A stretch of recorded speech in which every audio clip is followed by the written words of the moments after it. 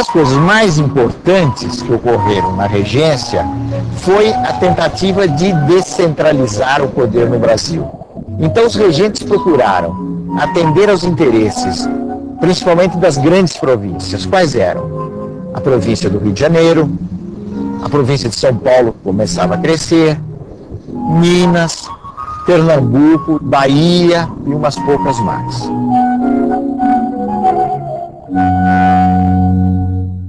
A regência terminou por pressão, principalmente das elites das grandes províncias, que perceberam a necessidade de ter um comando centralizado.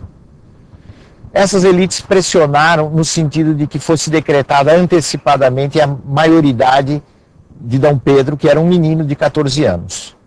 E com isso, Dom Pedro foi considerado maior, subiu ao trono e começou no país o período do chamado Segundo Reinado.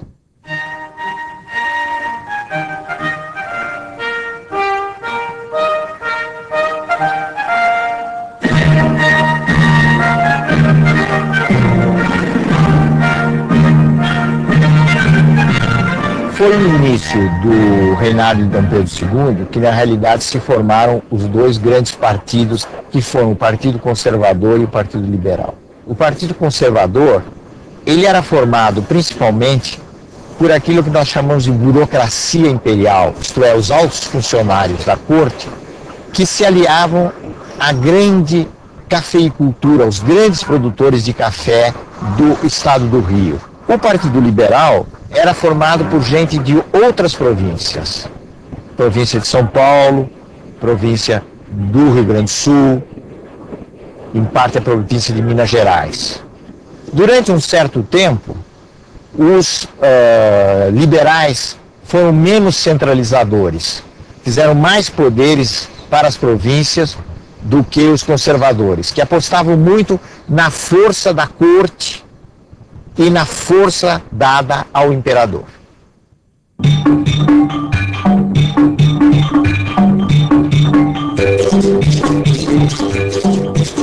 Várias coisas foram feitas no sentido de fazer uma maior integração do país.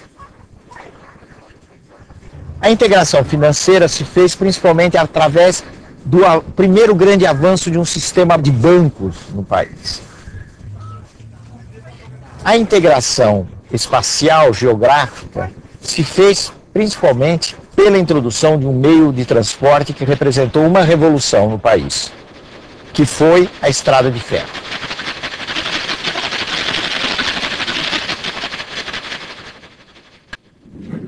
O Nordeste teve uma expansão na sua rede ferroviária muito ligada a uma empresa estrangeira, inglesa, chamada Great Western, que uniu várias partes de Pernambuco e da Bahia. Mas, por razões de ordem econômica principalmente, o coração durante o império da expansão ferroviária foi o Centro-Sul, foi São Paulo e o Rio de Janeiro.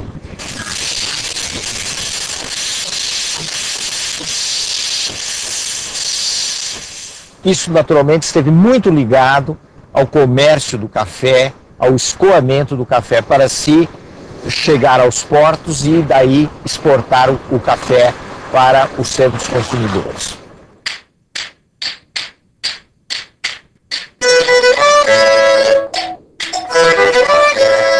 A primeira região de expansão da produção do café foi a região do Vale do Paraíba.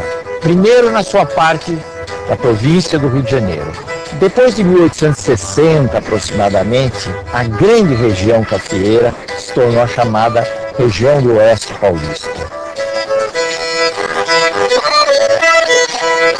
O que ocorreu com a produção do café foi um avanço extraordinário, a tal ponto que nós chegamos a ter, na última década do Império, um quadro de exportações no Brasil em que o café representava 60% dessas exportações. Isso significou, entre outras coisas, a crise de uma outra produção, que tinha sido muito importante no Brasil colônia e no Brasil independente, e que era o açúcar.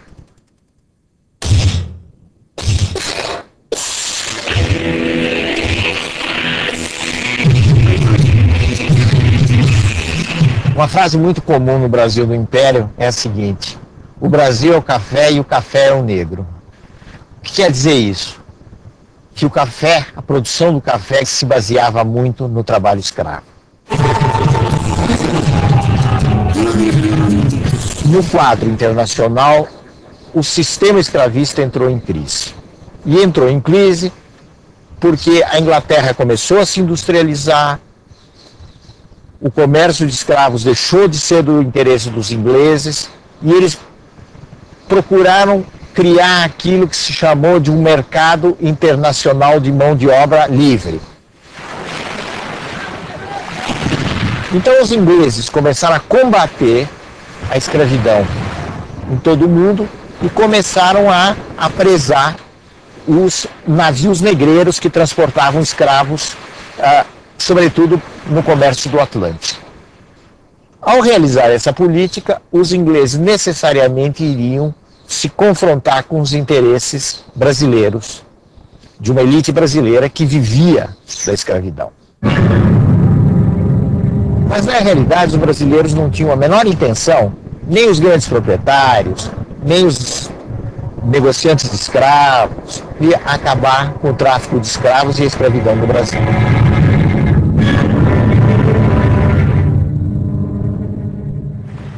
Por volta de 1850, o Brasil foi levado oficialmente a extinguir o tráfico internacional de escravos. E quando os governantes querem, em determinadas circunstâncias, certas medidas podem ser aplicadas. Esse foi o caso da extinção do tráfico.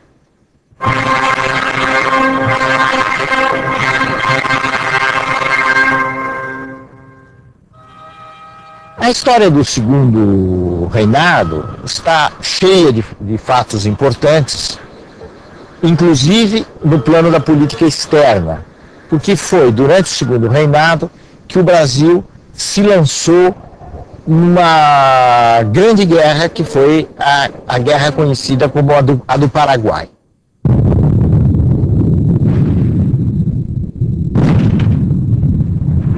Essa guerra é também conhecida como a Guerra da Tríplice Aliança. Tríplice porque envolveu 3 países aliados contra o Paraguai: o Brasil, a Argentina e o Uruguai.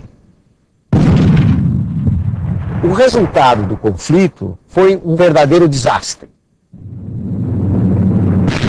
O Paraguai foi arrasado, a população masculina do Paraguai caiu muito.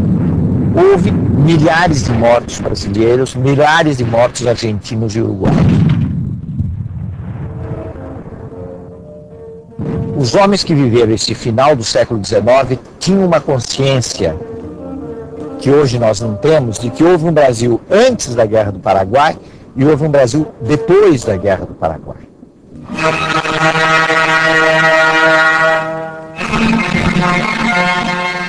Primeiro, houve uma maior consciência de que havia um problema grave da escravidão, porque muitos escravos foram lutar na Guerra do Paraguai. Alguns quiseram lutar, outros foram obrigados, na sua maioria, a lutar. E a contradição entre o soldado negro e o escravo negro se tornou muito forte. Isso é uma consequência, em parte, da Guerra do Paraguai. E existe uma outra coisa que nasceu com a Guerra do Paraguai, que foi o fortalecimento do Exército Brasileiro.